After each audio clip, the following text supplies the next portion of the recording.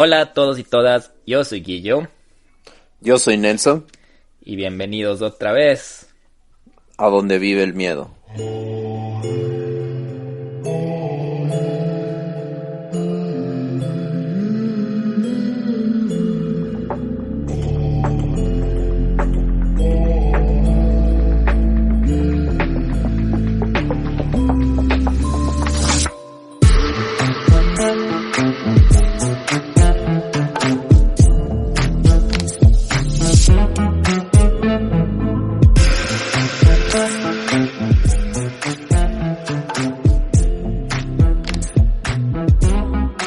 ¿Me escuchas?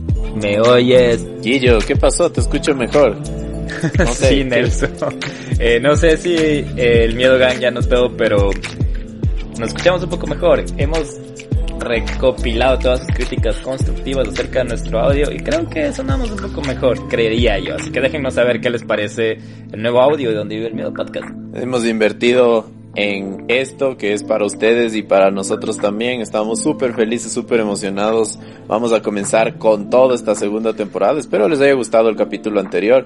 Pero Guillermo, además de eso también estamos súper emocionados por otras cosas, ¿no? Sí, vamos a continuar dándoles un montón de cosas por amor a ustedes, porque les queremos un montón. Pero bueno, sí, Nelson, nueva semana, nuevo capítulo y nuevo sponsor. Estamos súper emocionados de anunciar lo que hemos venido acordando en estos últimos días y esperamos que a ustedes les guste la cerveza tanto como a nosotros. Y si no les gusta aún, tal vez logremos que sí, porque los primeros en confiar en Donde Vive el Miedo Podcast son Two Barrel Brewery. Cervecería artesanal establecida en el 2015. Cuentan con todos los registros sanitarios y tienen un gastropub restaurante en el Valle de los Chillos. Y qué honor darnos la mano con Two Barrel Brewery. ¿Quién diría que una de nuestras cervezas artesanales favoritas, la que no sé, Nelson, si te acuerdas que tomábamos desde universitarios, estaría hoy en este loco camino con nosotros? Y esta alianza va a beneficiar a ustedes, al Miedo Gang, así que manténganse atentos a nuestras redes sociales, así como a las de Two Barrel Brewery, que en Instagram están como Two Barrel Brewery. Y se vienen sorpresas cortesía de ellos y nosotros. Sí, super pilas, así que si buscan una experiencia, aprender de cultura cervecera, una cerveza fina, diferentes tipos y variaciones y acompañarlos con un buen plato de comida, pueden visitar su gastropub ubicado en la Juan Morales y Juan Larrea en Sangolquí. Y pueden ir con toda su familia porque, como les dijo Guillo, es una experiencia. Ahí los chicos les van a enseñar todo acerca de la cerveza artesanal, de todas las características. Y es un lugar para todo el público. Cuentan con todas las medidas sanitarias, con todo lo de la bioseguridad. Y si quieren más información acerca de horarios y atención y todo eso, por favor síganles en sus redes sociales. Sí, ya saben que todo está cambiando ahora, así que si quieren cultura cervecera, Two Barrel Brewery. Y dicho eso, Nelson, empecemos.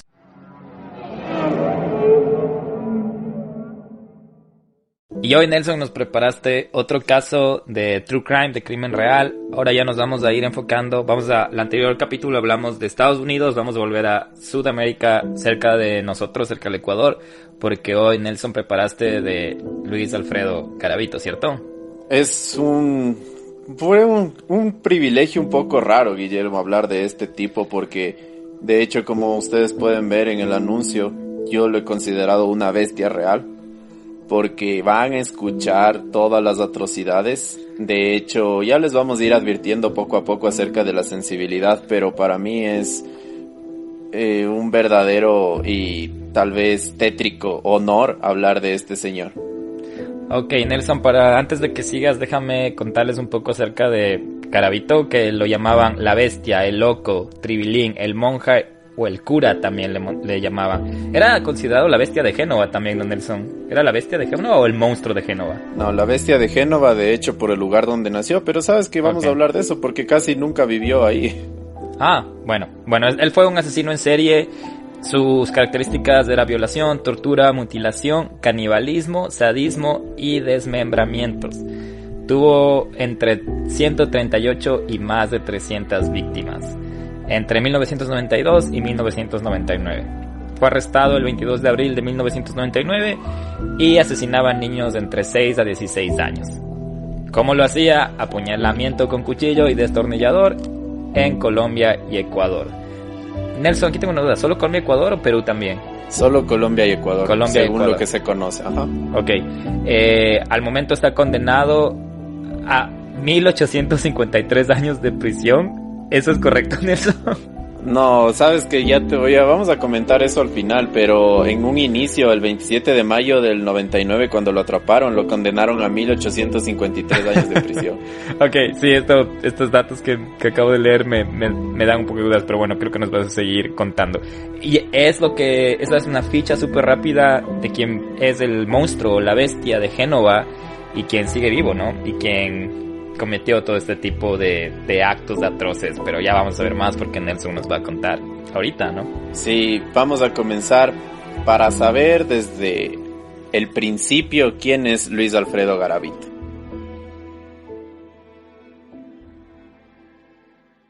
Nació en Génova. Génova está ubicada en el departamento del Quindío, en Colombia. Está localizado geográficamente entre Medellín y Cali en enero del 57. Génova ha sido un pueblo muy afectado por los problemas partidistas de Colombia. Se desarrolló entre guerras civiles desde los años 20 y en especial fue punto importante para el reclutamiento y la avanzada que tenía la guerrilla contra el Estado colombiano en los años 80 y hasta la actualidad. Guillermo, ¿recuerdas que también tuvimos un poquito de historia acerca de estos problemas partidistas con el monstruo de los Andes? Sí. Era con el monstruo de los Andes, no era con Hermosa, perdón. Pero no sé tú qué opinas. Lamentablemente el vecino, el hermano país de Colombia, se ha visto afectado psicológicamente. De hecho, yo creo que hasta tanto el colectivo, la comunidad, por este tipo de actos, porque es muy, muy, muy complejo y también se podría decir un poco triste hablar de que los peores asesinos en serie de Sudamérica y de Latinoamérica han sido de este hermano país. Yo creo que cuando hay estos momentos de conflicto, de guerra, hay bastantes daños colaterales. Hablábamos también en el Ted Bundy, en el primer capítulo de esta temporada, que la época de los 70 también había guerra en los Estados Unidos, la guerra de Vietnam, y se crearon muchos movimientos. Yo creo que siempre que hay estos momentos de conflicto, hay daños colaterales y mentales que en ese tiempo ni siquiera eran considerados, o tal vez hay tanto ruido que aprovecha gente para hacer un ruido que tal vez es más chiquito y que piensan que va a ser desapercibido. Es lo que creería yo de por qué pasan justo en estos momentos. Sí, hay muchos efectos colaterales, como dices, pero continuamos con la historia para conocerlo un poco más.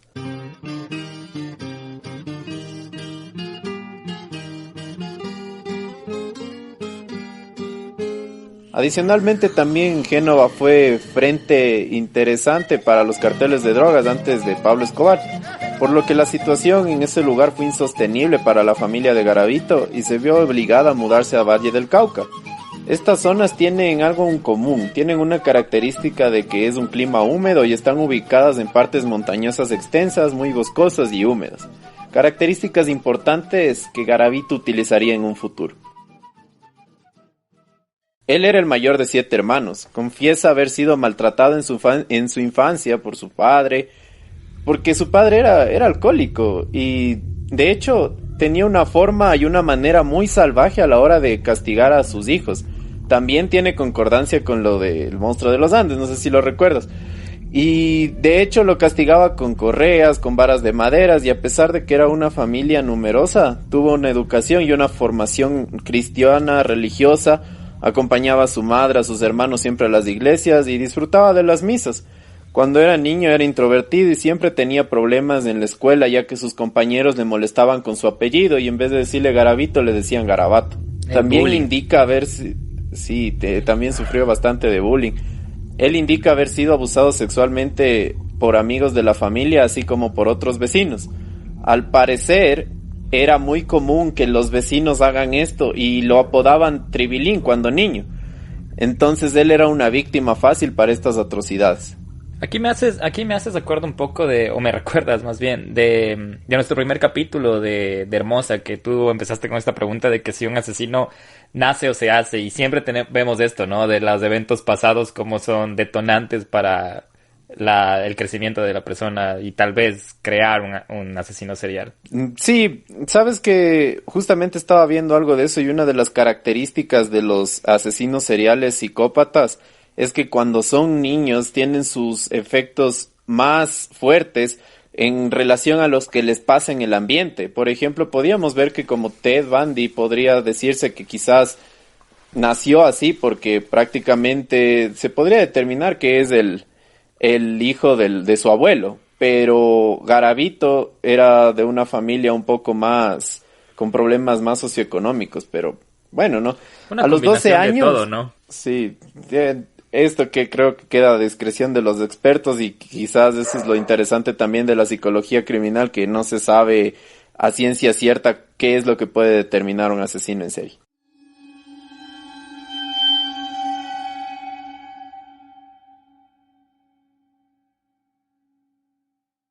Él a los 12 años ya había tenido este tipo de problemas de abuso sexual en contra de él, pero hubo algo que le marcó. Un amigo, el mejor amigo de hecho de su padre, empezó a cometer violaciones súper crueles hacia Luis Alfredo Garavito de niño, obligándolo a humillarse. Había sido torturado con velas, le había mordido sus partes íntimas, sus nalgas, sus genitales, mientras él se daba placer.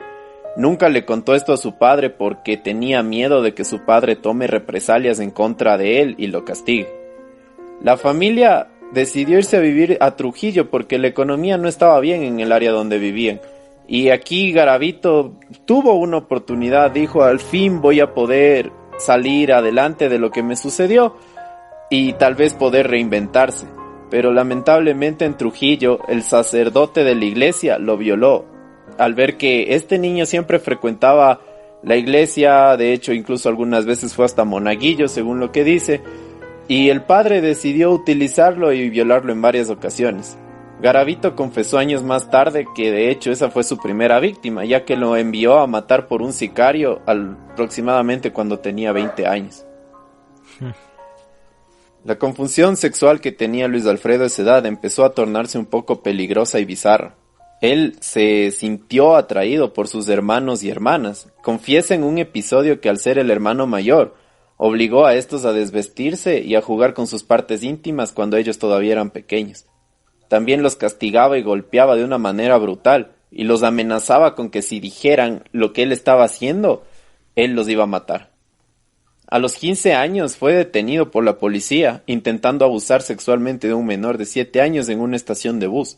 Fue apresado y su padre actuó como lo hacía, de una manera salvaje. Lo golpeó, lo humilló y le sacó de su casa. Le dijo, Luis Alfredo, te vas, nunca más quiero que vuelvas a pisar esta casa. Y lo echaron. Así es como Luis Alfredo Garavito se tuvo que independizar a la edad de los 15 años.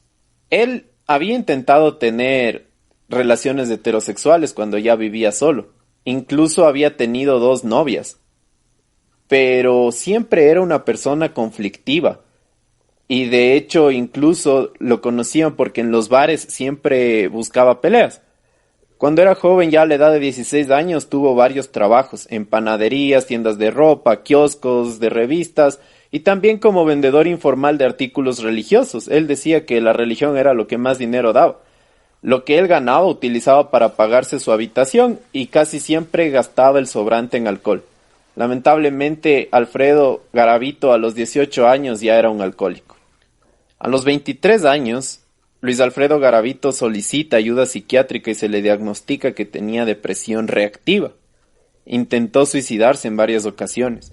Se cortaba, intentó ahorcarse y estaba pensando en comprar un arma para terminar con su vida.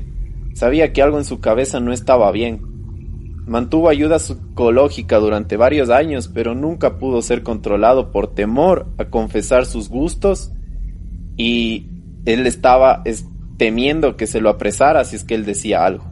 A finales de los años 80, Luis Alfredo comienza a raptar y abducir niños en diferentes pueblos colombianos. Los ataba, los amenazaba con cuchillos o picayelos, les hacía cosas atroces. Incluso una de sus armas favoritas era los machetes. Pero mejor dejemos que William Trujillo Mora nos cuente en sus propias palabras cómo sobrevivió a la bestia. Esto es cortesía de una entrevista realizada para Los Informantes. Alerta de material sensible.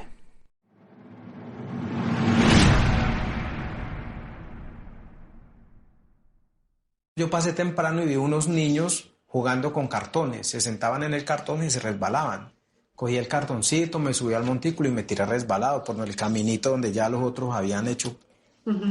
Ya estaba demarcado por donde se tiraban todos. Y cuando me senté para resbalarme, fue que sentí la mano. Yo el señor no lo vi llegar por ningún lado. Él como que me estaba acechando. Él me abrazó por detrás. Me mostró un machete y me dijo, no vaya a hacer bulla.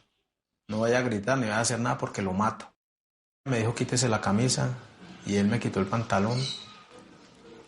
Y empezó a besarme horriblemente por todo el cuerpo.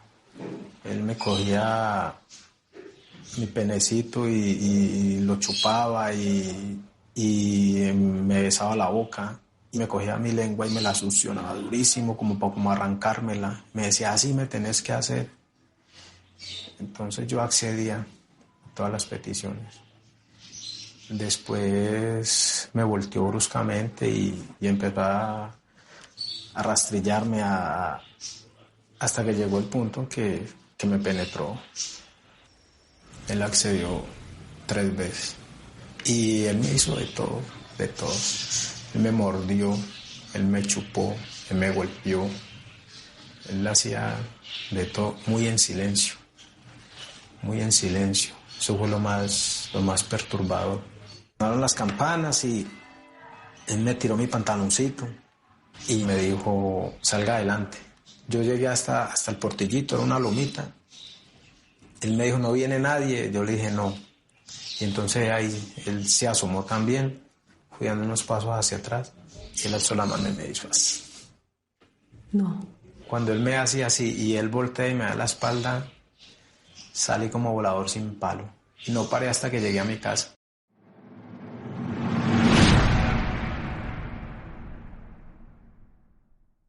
Decían que Garavito utilizó cuchillas de afeitar, velas, encendedores, alfileres, clavos, alambres de púas, entre otras cosas súper horribles para sodomizar a los niños.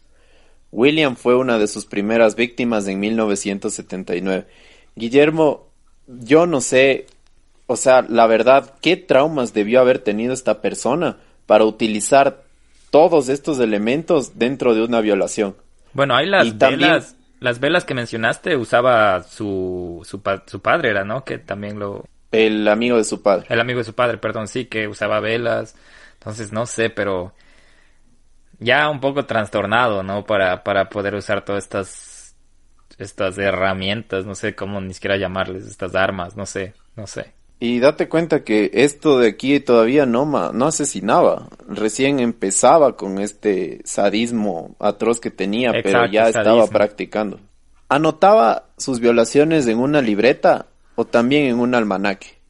Y los marcaba con iconos extraños, haciendo referencia a códigos que quizás solo él los puede interpretar.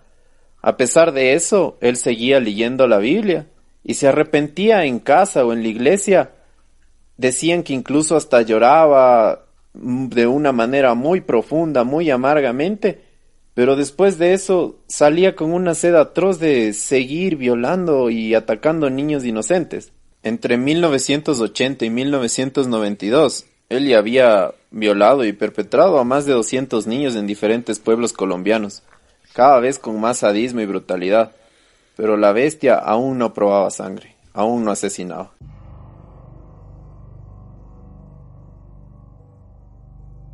En 1992, Garavito comete en Jumandí el primero de sus más de 150 asesinatos. Se trataba del pequeño Juan Carlos, quien se divertía tranquilamente en un parque, hasta que pasó enfrente de una caseta en la que Garavito estaba bebiendo. En ese momento se encendió el Garavito depredador y el deseo de violar y atacar a Juan Carlos. Era un impulso que parece tomar el control del comportamiento de Luis Alfredo. Este impulso le hace pagar la cuenta al instante y comenzar a perseguir al niño desde una distancia prudente y calculada. Cuando Juan Carlos se detuvo, la bestia aprovechó, compró un cuchillo, una cuerda y una botella más de licor. Entonces, y justo antes de que Juan Carlos se levantase para ir a buscar a su madre, Garavito lo engaña ofreciéndole dinero y se lo lleva hasta un establo cercano. caminando después cerca de los rieles del ferrocarril hasta llegar a un lugar despoblado. Fue ahí en medio del bosque y rodeado de una charca donde Garavito dice que tuvo la revelación que lo impulsó a complacer su deseo de venganza. Me transportó a mi infancia, sentí mucho odio, más los niños que yo llevaba nunca antes los mataba y es allí donde cojo este menor, empiezo a pelarlo con una cuchilla y se apodera de mí algo extraño y me dice, mate, que con matar ya se venga usted de muchas cosas. Fue así como procedí a matarlo. Así fue mi primera muerte. No puede ser. Lo que me llama la atención es que él declaró todo esto, ¿cierto? Todo lo que estoy leyendo está en los informes policiales y psicológicos que le hicieron a Luis Alfredo Garavito. Garavito indica que todo lo que se le debe es a que él jugó la ouija y que se estaba introduciendo al satanismo. Pero es claro que psicológicamente un psicópata como este nunca va a ser responsable directamente de lo que cometió. Escuchemos de su propia boca cómo indica que se inició, según él, en el satanismo. Yo ya estaba inclinado hacia los libros de esoterismo en magia negra y había leído en esos días un libro de Adolfo Hitler y de pronto se me entró la obsesión. Hitler fue una persona maltratada. Fue una persona que en sus años de juventud su papá lo maltrató. Eso me llevó, ¿no es cierto?, como que me identificaba y que él también, cuando leo yo que él a sus 15 años tuvo una relación homosexual y que él en el mismo colegio, él quería otro. Entonces como que yo me identificaba mucho con este personaje, ¿sí? Cuando yo en un libro de magia negra, que me ha traído de un señor de por allá, me trajo, me lo vendió, leo yo cómo se manejaba la tabla Ouija y empiezo yo a meterme en las profundidades del satanismo y yo vi en esa obsesión que tenía por poder y por dinero que esa era como una opción muy buena y opté por vender el alma al diablo y resulta que al yo hacer ese pacto oigo una voz, en ese momento se corren las cortinas, se me para el pelo y entro en una psicosis y oí una voz que me decía que qué quería. Y yo le dije, quiero poder. Y dijo, ¿me quiere servir? Le dijo, quiero servirle a usted, le vendo mi alma al diablo. Y así fue que yo, en octubre del año 92, estando en la ciudad de Cali, siento que algo se me posesiona. Y oigo una voz que me indica que me fuera para Jamundí. Y cometo mi primer homicidio.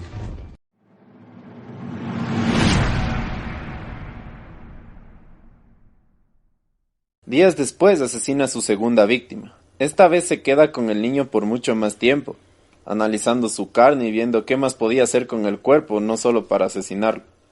La bestia ya estaba lista para actuar. Ya había nacido. Su pasión por asesinar se había consumado. A partir de aquí, Garavito expone al mundo los índices más altos de crueldad que un ser humano puede rozar. Y en serio ahora, amigos y amigas que nos están escuchando, yo les quiero lanzar una advertencia de contenido verbal súper sensible. Y de hecho, si es que ustedes sienten que hablar sobre carne, sobre sangre, sobre huesos, les va a afectar, espero que no lo escuchen si es que no quieren. Ya los que ya están a tiempo de parar aquí. Están a tiempo todavía de parar. Ya están advertidos. Yo no sé si voy a aguantar, Nelson. Tal vez yo soy el que me voy ahora. Espero que puedas soportarlo, Guillo, porque en serio va a ser muy fuerte lo que voy a decir. Y en serio pido disculpas si es que alguien... Si afectas alguna sensibilidad. Alguien tiene algún problema de estos, pero bueno.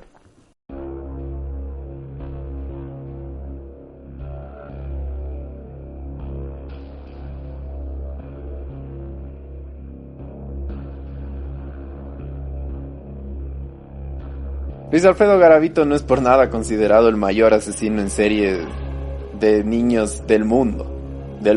Adicional también se pelea el puesto de uno de los más atroces de la historia, despiadado y bizarro asesino como Andrei Chikatilo, que es el carnicero o la bestia de Rostov. Vamos a ver cómo evoluciona su crueldad al asesinar. En 1993, Garavito ya era conocido por un violador, asesino, que rondaba por los pueblos de Colombia. Y de hecho, incluso algunos niños los dejó libres y les había cortado los pulgares. Esto hizo con 8 niños.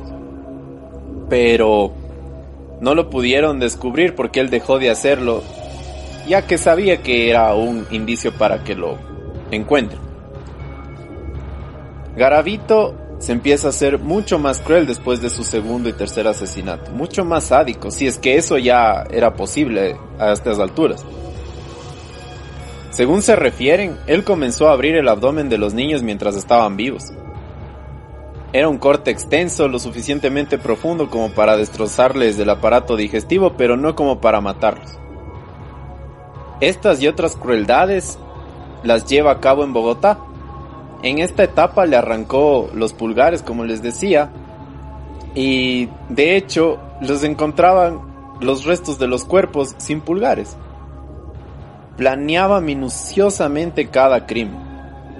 Tras el cristal de una ventana de una humilde casa de los empobrecidos barrios al sur oriente de Bogotá, al respecto, Garavito cínicamente expresa: eso lo hice yo, sentía placer de hacerle esto a los niños que aparecían con los intestinos afuera.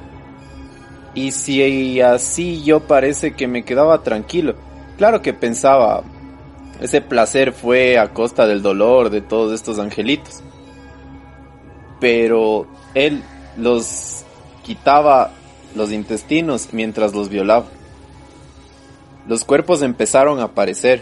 En un pueblo encontraron 4 niños enterrados en un solo lugar, y la policía creyó haber encontrado a la bestia. Capturaron a Milton García Tinoco, una persona trabajadora, creyendo que era el asesino de los niños que estaban buscando por un error garrafal que cometió la justicia colombiana en esa época, y una denuncia falsa de una vecina que odiaba a esta persona. Ustedes, si quieren saber más de esto, pueden ver el documental de YouTube de Testigo Directo que se llama Otra víctima de Garavito, donde pueden encontrar la historia de esta persona, la cual fue apresada injustamente. Pero más niños seguían desapareciendo.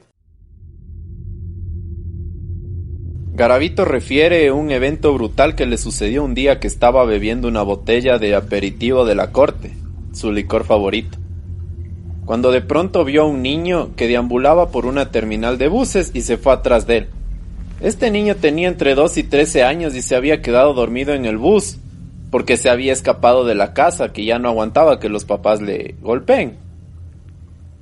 Bajó y estaba perdido en la zona, a lo que Garavito vio que tenía una oportunidad. Con engaños y una aparente ayuda, le dio de beber licor al menor y empezó a caminar con él hasta que él ya se cansó. Le ofreció un poco de dinero y dijo que al otro día lo iba a ayudar. Lo llevó por la carretera, se desvió, cruzó una zanja y allí en el campo amarró al niño y le quitó la ropa. Él iba a proceder a violar al niño cuando un mal olor lo detuvo. Era un olor nauseabundo, propio de algo podrido, un olor que no le dejaba seguir en su plan hasta que no averiguase él de qué se trataba. Pero en realidad eran restos de algo muy familiar para él. En lo borracho que estaba, él no recordaba que ahí dejó algunos cráneos y huesos de otros niños, que exactamente los violó en ese mismo lugar y los asesinó. Y él lo cuenta de la siguiente manera: busco a ver qué era, y sin que el otro niño se diera cuenta, ahí observo unos cráneos, unos restos de otros menores que días antes los había llevado. Estaban ahí esas calaveritas. Y yo en estado de engulamiento.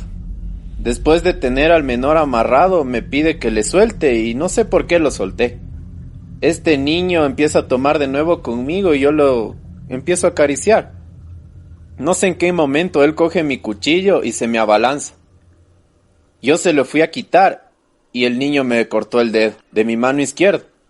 Perdí la movilidad porque me cogió uno de mis tendones y ahí me dio iras y fue cuando lo maté. También lo dejé ahí. Él se consideraba un asesino nómada, ya que disfrutaba mucho de viajar. Y Guillermo, preguntarás tú de qué se ganaba la vida o cómo es que obtenía el dinero para los viajes. Comerciante, No sé. vendedor ambulante, no sé. No sé si ustedes han visto los letreros que dicen se hacen amarres de amor, se hace brujería, se hace magia blanca, se cura magia negra.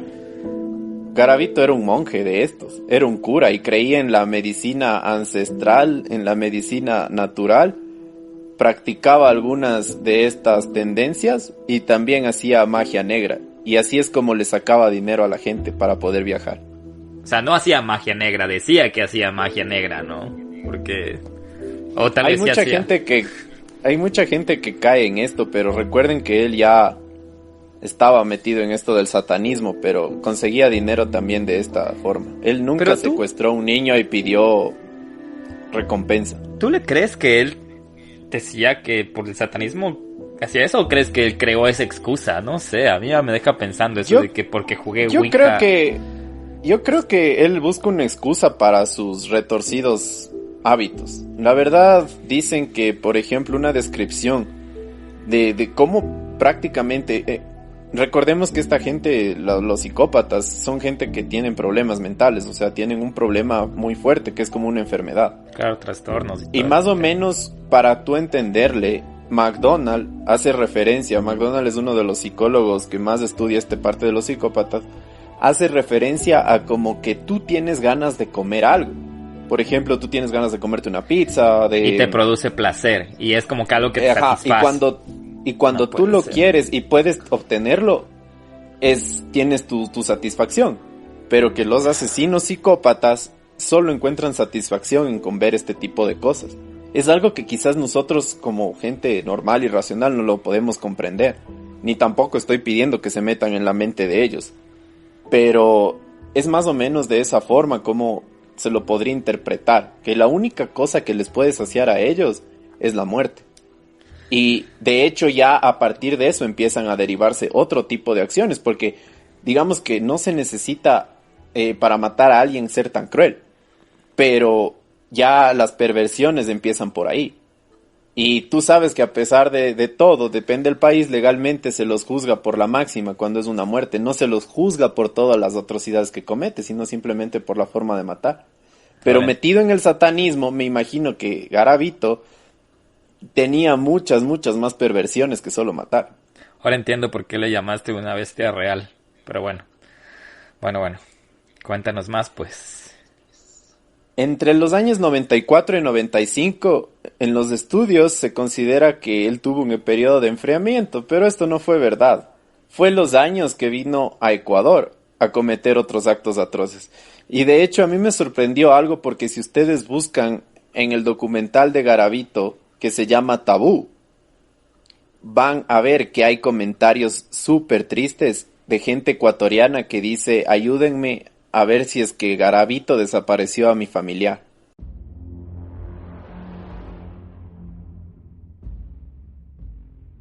Estrangulaba a sus víctimas mientras las violaba, pero sin matarlos.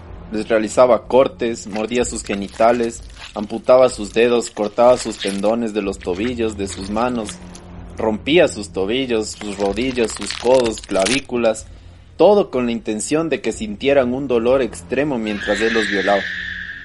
Algunos los degolló mientras cometía estos actos.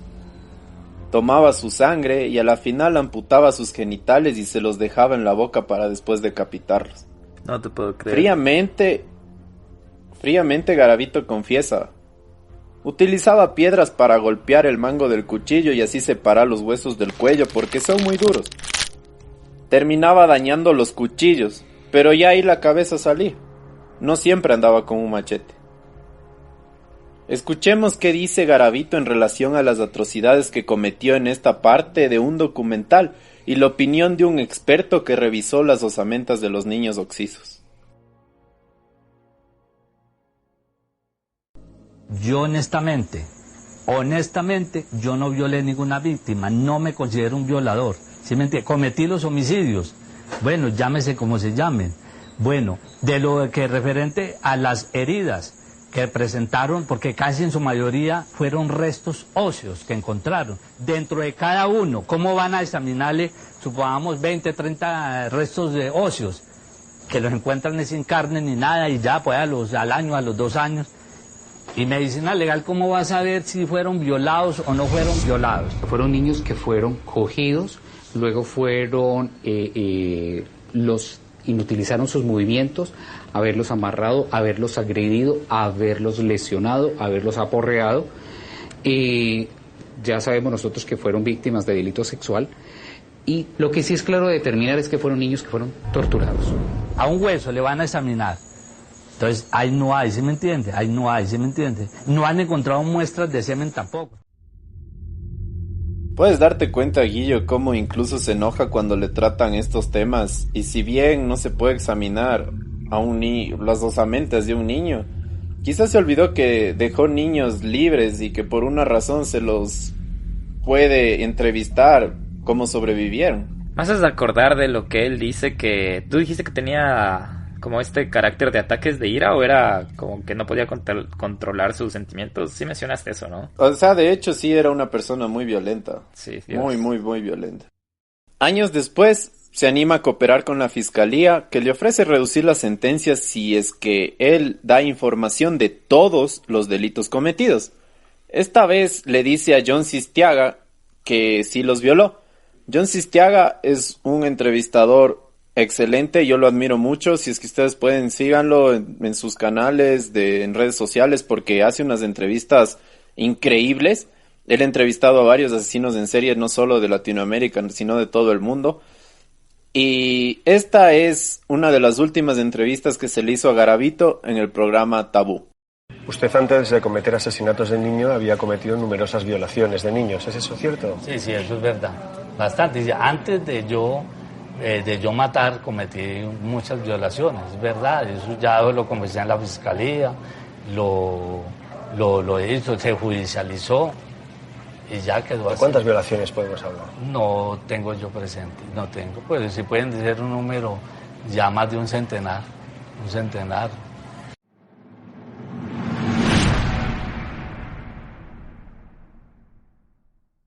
Ya descontrolado Garavito en sus asesinatos, él empieza a ritualizar las escenas del crimen, enterrando hasta 13 cadáveres en un solo sitio. Recuerden que el 13 es un número enigmático para la gente que disfruta del satanismo. Pero la escena del crimen más tétrica que se encontró fue la conocida como el basurero. Alrededor de 8 niños, todos cercenados y esparcidos en una extensión de 100 metros aproximadamente. Algunos de estos restos ordenados uno encima de otro. En un solo lugar brazos, en otro lugar solo troncos, en otro lugar solo sus calaveras. Él es el único que sabrá qué tipo de juego macabro estaba realizando con todas las partes. Algunos de los restos contenían todavía carne porque se les hizo más fácil a la policía poder identificarlos en esa área. Ya te iba a pedir una pausa justo en todos estos detalles que estás dando. Te juro, no sé si voy a poder editar el episodio después de todo lo que me estás contando. No sé si voy a poder editar el capítulo. Yo creo que nos tomamos una pausita porque en serio es súper fuerte. Para mí también se me ha hecho súper fuerte hablar sobre esto, investigar. Sí. Y algunas veces les comento, yo tuve náuseas. Pero ¿cómo no? Hay que saber.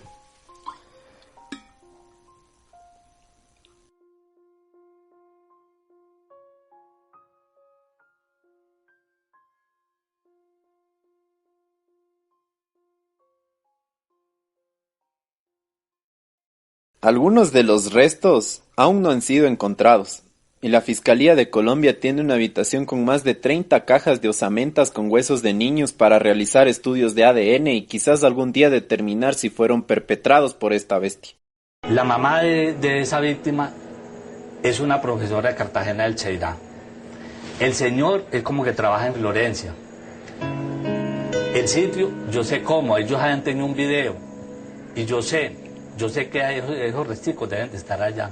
¿Qué necesitaría usted que yo le trajera? Un video de la zona. ¿Y qué zona es exactamente? Esa zona tocaría que, digamos, yo ya después, con más tiempo, empezar a hacer, decirlo, el sitio, ¿no? El barrio y más o menos el sitio como y todo, ¿sí me entiende? O sea que usted como un acto de buena voluntad se comprometería a dar las señas para que nosotros le traigamos el video y podamos buscar esos restos para entregárselos a estos padres. Sí, y en Sevilla también hay un padre de familia que yo sé que ellos quieren tener esos restos para darles cristiana sepultura, ¿sí me entiende? El de Florencia es un caso bastante, él llamaba Gobardo, ¿sí me entiende?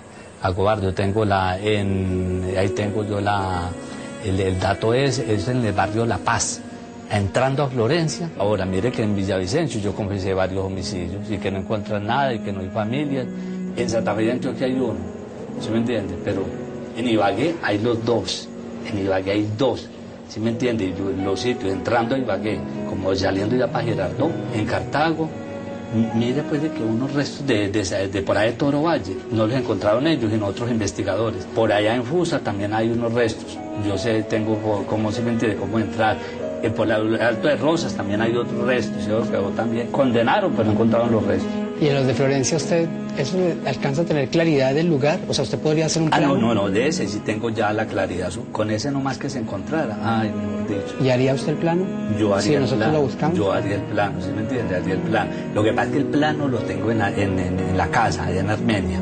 Yo voy a mandarlo a buscar, si no estoy capacitado para hacer un plano de nuevo. O sea que le puedo tomar palabra de lo que me está diciendo. Yo con mucho gusto, señor Pirri, así no importa, pero que haya una persona que vaya y los busque y por lo menos que tenga esa idea, llevará así, o se buscó un huesito, alguna cosa, y que ya esa familia ya descanse. Lo que pasa es que es un duelo que no termina. El desaparecido nunca termina el duelo. Nunca termina el duelo. Pero, Guillermo, no sé, yo creo que es suficiente de tanto morbo, de tanta cosa bizarra. Yo estoy bien, gracias, no más. Yo creo que vamos a hablar un poquito de la parte investigativa que a mí me gusta y de cómo se lo capturó. Sí, vamos, cuéntanos. La policía, después de más de 6, 7 años, ya estaba frustrada por no poder encontrar a esta bestia bizarra de persona. Y preocupada porque empezaron a aparecer lugares con 13 niños, con 8 niños, con 4 niños afuera de los poblados, no concebían qué podría y cómo podría ser estos actos una sola persona. Ellos adjudicaban a que era una trata de blancas, a que era la guerrilla, que era el narcotráfico, pero tanta fue la preocupación del gobierno. Incluso también se metió la ONU, la UNICEF y Amnistía Internacional, que solicitaron al gobierno colombiano que tome cartas en el asunto. Se lograron encontrar casi 70 cráneos en menos de 3 meses durante los años 97 y 98. Aldemar Durán fue un detective de la policía colombiana que había pedido ayuda incluso al FBI, ya que se obsesionó con el caso. Incluso se disfrazó de mendigo, se involucró con pandillas y rozó con la guerrilla para poder detener al peor asesino que ha tenido Sudamérica. De hecho, incluso, Guillermo, también hay una anécdota que estaba diciendo Aldemar Durán en una de sus entrevistas, que él dice que pagaba a niños para que caminen hasta ver si es que alguien se los llevaba, pero nunca tuvo suerte.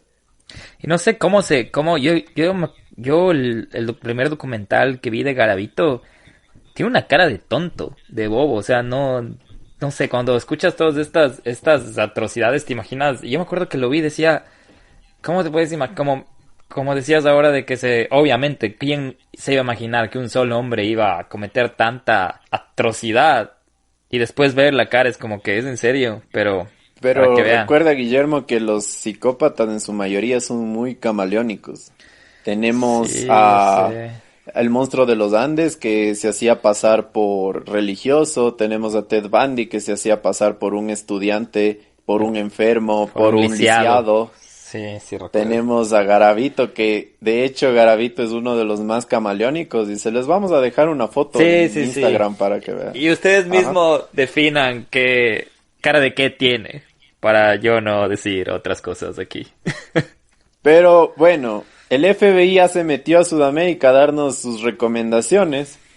Y ya que la policía tenía algunas pistas, entre ellas decían que el ignoto siempre dejaba botellas del mismo licor, cenizas de cigarrillos, ropa de niños en el lugar. El 3 de febrero de 1999, Garavito comete su más grande error. Asesina a otro menor de edad en medio de tragos, cigarrillos y su ritual macabro de siempre. Pero él se queda dormido con el cuerpo y uno de sus cigarrillos empieza a encender el campo de azúcar donde estaban Garavito y su víctima. Garavito se quema gran parte del cuerpo. En el escape se tropieza y decide dejar sus zapatos y sus lentes. Por más de 6 horas él empieza a caminar y llegar hasta una farmacia donde se hace tratar. Aquí él deja una foto, se toma una foto sonriendo con sus quemaduras. Esta foto también la vamos a dejar en el Instagram para que la puedan ver. La policía, al realizar las investigaciones después del incendio, encuentran los restos del niño y también encuentran lo que les había mencionado, que se había olvidado sus lentes, su ropa, sus zapatos. Encuentran las botellas del mismo licor y también las osamentas de la persona, del niño que se estaba quemando. ¿Y Nelson, qué tomaba? ¿Cuál era el mismo licor que siempre sabes o...? Sí, se llama... El mismo licor que siempre tomaba se llama aperitivo de la corte. Y es el mismo que les puse... Ajá, es el mismo licor que les puse en las pistas. Si quieren revisarlo, vayan a los highlights y en las pistas van a ver cuál es. Ah, ok. Tras un exhaustivo análisis estadístico de la Policía de Colombia, logran determinar que Luis Alfredo Garavito era uno de los 6.000 casi abusadores de niños que había en Colombia en esa época. ¿6.000? Ya había 6.000 abusadores de niños registrados en la Policía de Colombia. No te puedo creer. Y también determinan que era la persona que estaba buscando, ya que hacen una pericia criminalística y forense y en los zapatos encuentran la altura estimada de Luis Alfredo Garavito. Además de esto, también encuentran que los lentes tenían una ligera afección que solo se determinaba a cierto tiempo, o sea, a cierta edad. Por eso indican que era una persona de entre 35 y 45 años. Además, uno de sus zapatos tenía un evidente desgaste en la parte de un tacón. Y esto determinaba que él tenía algún problema en la pierna. Y la pierna de él se había roto una vez que estaba escapando después de matar a un niño. Otra de las características también era que tomaba siempre el mismo licor, que siempre tenía cigarrillos en la escena del crimen.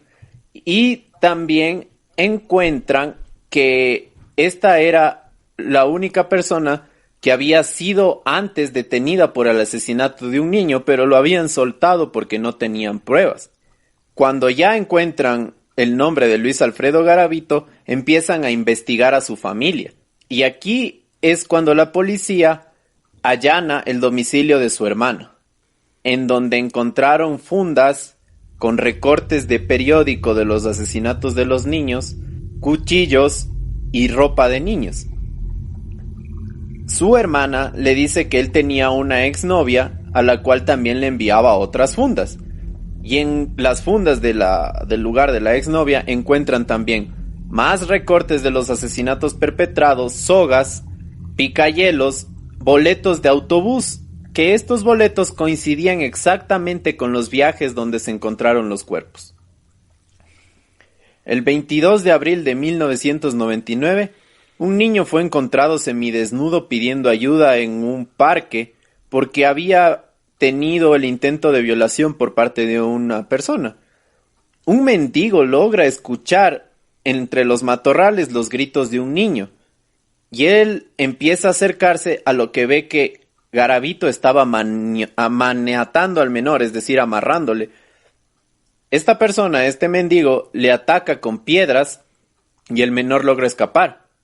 En el recorrido que duró algunas horas, el niño no podía identificar a la persona que había sido su abusador.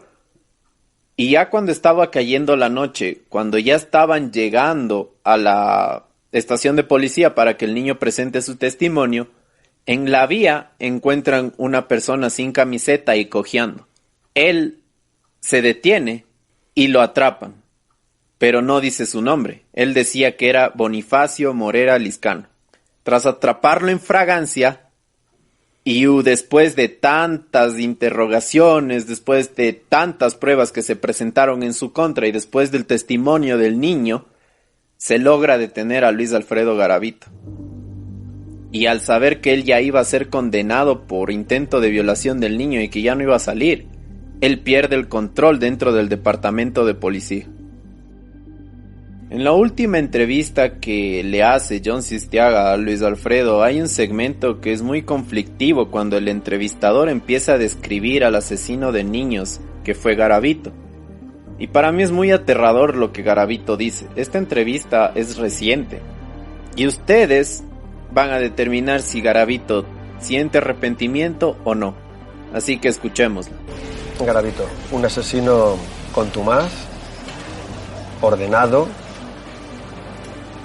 apuntaba a sus crímenes, llevaba una cuenta de los niños asesinados, se quedaba con algún recuerdo de algunas de sus víctimas, sabía el lugar exacto de la mayor parte de donde estaban enterrados. No enterraron, escúchame, yo no vamos a volver a repetir lo mismo que han dicho todos.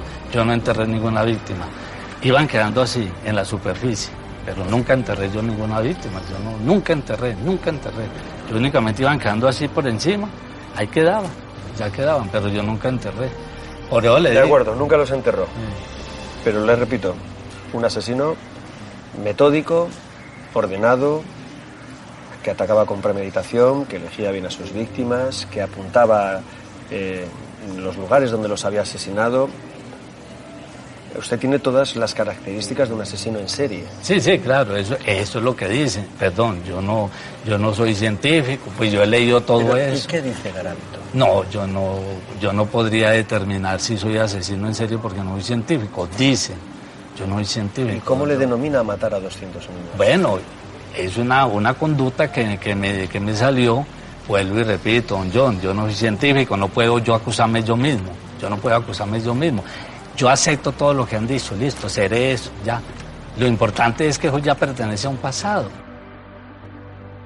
Pero bueno, Guillermo, suficiente de sadismo, de policía, relajémonos un poco. Lo posible, lo que podamos relajarnos. Lo que podamos relajarnos. Creo que hemos tenido mucho acerca de eso y creo que tenemos que tratar temas relacionados a la actualidad de Luis Alfredo Garavito porque está vivo y podría salir en libertad o morir muy pronto. Salir en libertad. Vamos a aclarar un poquito esto acerca de lo que se le sentenció a 1853 años porque le habían sentenciado por el crimen de alrededor de 173 niños. Entonces, toda la suma de las condenas, digamos que a cada uno le dieron como 27, 28 años por cada uno, daba esa suma. Pero, después se revisó el caso y la justicia colombiana indicó que no se le puede dar tantos años a una persona, sino que más bien tenían que darle por el crimen mayor y le habían sentenciado a 40 años, que es la sentencia vigente que él tiene. Pero, a pesar de los 40 años, que es muy poco por todos los asesinatos que cometió, se le redujo la sentencia a 28 años. Por buen comportamiento, porque está estudiando y porque está trabajando, haciendo manualidades en la cárcel de Valledupar en Colombia. Y no sé, Guillermo, ¿qué te parece esto? Él fue apresado en 1999. Sí, 1999. Justo te iba a decir eso de que es un poco ambiguo, porque yo creo que en este momento Garavito tuvo la suerte de ser arrestado en 1999. Porque ahí había otro tipo de temas penales y no estoy muy seguro, no soy abogado, pero tengo entendido que, como tú dices, se les condenaba al hecho de mayor atrocidad, el asesinato de mayor atrocidad, y le condenaron por 40 años. Y en esa época, para ayudar al sistema judicial colombiano, porque había mucho tema de... Creo que hasta las cárceles se saturaban. Hicieron esto de que una persona que en esa época era encarcelada podía aplicar a beneficios y descuentos, creo que se llamaba. Sí, beneficios, ajá. Sí, beneficios y descuentos. Lo que tú dices, que beneficio es que si él trabajaba o estudiaba, dijiste, ¿cierto? Me parecía eso. Sí. Sí, no estoy muy seguro cómo es, pero creo que si él se reforma, puede aplicar a estos. No, miento. Ya sé cómo es. Ahí va la parte que tú dices. Si él ayuda a la policía, si él empieza a declarar dónde estuvieron los cuerpos, dónde los enterró, cómo lo hizo, él empieza a coopera tener con la beneficios. fiscalía. Exacto, Ajá, sí, exacto. coopera. Empieza a tener beneficios, ¿cierto? Y ahí va la parte de los descuentos. Los descuentos van, si es que es buen, si es bien portado en la cárcel, si estudia, si trabaja en la cárcel. Si trabaja. Y yo creo que es un número como que por cada 3 días o 4 días se le reduce un año, algo así es. Si no me equivoco. Sí, entonces, hay que hacer una conversión, es medio extraño. Si es que tenemos algún amigo colombiano y nos puede explicar en los comentarios, con mucho gusto. Ajá. Sí, pero es algo así, pero tiene un limitante. Creo que al año solo pueden reducirse 120 días o algo así, pero eso es lo que aplicó a Garavito. Entonces él tuvo la suerte de ser capturado en el 90, en el 99, porque ahora las leyes en Colombia no son así, sobre todo si es que asesinan a niños, si es que asesinan y violan a menores de edad. La condena, no estoy seguro cuál sea, pero no es tan leve o tan negociable como es ahora, que apoyo a la policía, colabora con la policía y me das beneficios, me porto bien y me das descuentos. Y es por eso que tú dices que... ¿Cuántos años tiene ahora de sentencia él? 20... Ahorita tiene 28. Es decir, años. que prácticamente saldría en el año 2024, 2025 aproximadamente. Pero sabes que sí, recientemente se aprobó la pena de muerte por violación y por ataques a niños y a niñas en Colombia. Entonces, si es que le encuentran más casos a Luis Alfredo Garavito que él no ha confesado, se lo puede juzgar por pena de muerte. Y pena de muerte en Colombia es muy diferente a prácticamente a lo que se consideraría como silla eléctrica o la inyección letal. La pena de muerte se refiere prácticamente a cadena perpetua, a cárcel hasta la muerte, ¿no? Cadena perpetua, ok. Guillermo, tenemos información súper actualizada del 7 de julio de 2020. Este podcast lo estamos sacando el 6 de agosto del 2020. El 7 de estamos julio grabando el 6 de agosto. Va a salir el domingo 8 o sí. 9. Perdón. El domingo. Bueno. Sí, está bien, el 7 de julio del 2020 salió una noticia acerca de que Garavito podría morir en los próximos meses porque tiene leucemia y que está en las fases finales de la enfermedad. Entonces, quizás esta persona pueda morir en la cárcel por todos los crímenes atroces que cometió. Y recordemos que en la cárcel él está bien porque ya no tiene que trabajar, ya no tiene que hacer nada. De hecho, está en una celda de aislamiento con todos los requisitos que él necesita, que tiene comida. O sea, él podría morir por causas naturales en la cárcel. Entonces, no sé, amigos, ustedes qué opinan, si es que en verdad la vida está siendo justa con él o no. Yo quisiera escuchar las opiniones, porque la verdad este caso a mí se me ha hecho muy, muy pasional por todas las cosas, tanto buenas como malas, que nos deja esto.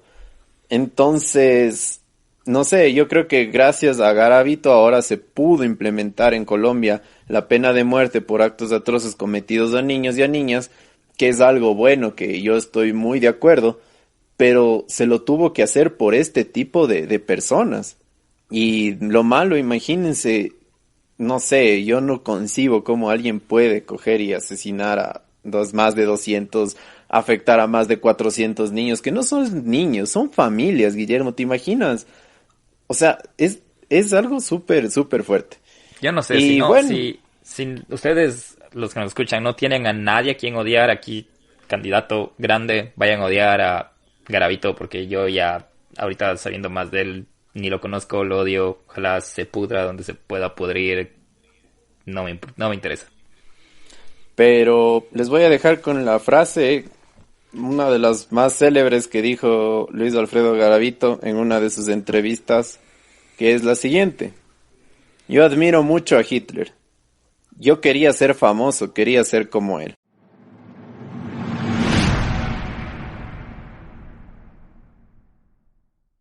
Entonces, Guillermo, este fue Luis Alfredo Garavito, lo que se conoce hasta los últimos detalles. Así que, amigos, amigas, estén atentos porque quizás Luis Alfredo Garavito puede volver a ser noticia muy pronto. Quizás por su muerte o bien por su liberación. Qué cargado este episodio, Nelson, qué cargado. Yo creo que estoy feliz de que se acabó. Estoy feliz, como siempre, otra vez agradecidísimo de toda tu investigación, toda tu indagación. Bien interesante el caso, bastante fuerte el caso, difícil de escuchar, pero como les decimos siempre, a veces escuchar y conocer nos hace tener menos miedo de las cosas y estar alerta y estar empapados y conscientes de todo lo que, como existe mucha gente buena en el mundo, también existe mala. Pero bueno, no pensar en eso más. Yo quiero solo recordarles que vayan a seguir a nuestro primer auspiciante, que es Two Barrel Brewery. Quiero también mencionarles que al momento que ustedes están escuchando esto, ya no solo estamos en Spotify, sino también en Apple Podcast y Google Podcast, lo que significa que se pueden descargar sin necesidad de ninguna de suscripción. Se pueden descargar los episodios y escucharlos donde quieran, manejando, en el bus, yendo a comprar algo o lo que ustedes quieran. Entonces creo que es una súper noticia buena para ustedes y para nosotros, porque ahora ya no tienen excusa de cómo no escucharnos. Yo les quiero agradecer inmensamente por escuchar este episodio, porque la verdad me ha costado, como les dije. De hecho, pido disculpas si herí alguna sensibilidad. Le mando un fuerte abrazo a las familias en caso de que nos escuchen, porque imagínense si hay más de 400 víctimas, me imagino que hay 400 familias en Colombia que afectadas.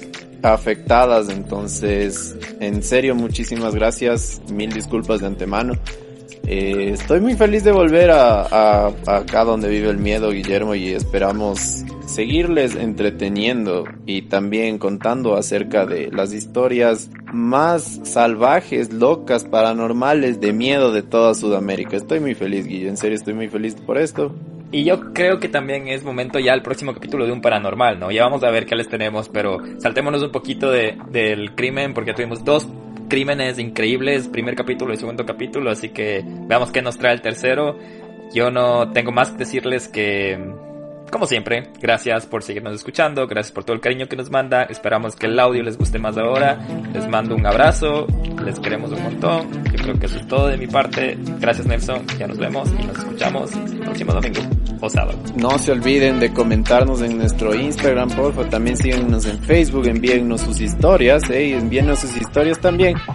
Estén pendientes porque tenemos muchísimas sorpresas y yo les mando un abrazo. Por favor, sí, cuídense. Casi me olvidaba, en Instagram, @donde vive el miedo, Facebook, @donde vive el miedo podcast, nuestro correo donde vive el miedo podcast, @gmail.com. Mándenos sus historias. El próximo capítulo vamos a tener algunas historias de algunos de ustedes que nos enviaron, pero todavía hay tiempo porque todavía no grabamos, así que si están escuchando esto, vayan a grabar su audio o escribir su historia ahorita.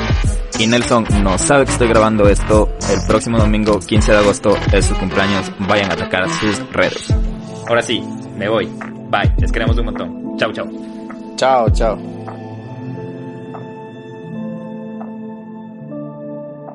Este capítulo fue escrito por Nelson Ola, editado por Guillermo Díaz, música por Hatom, Scott Buckley, Peter Rudenko, Darren Curtis, Scott Buckley y Max Urla.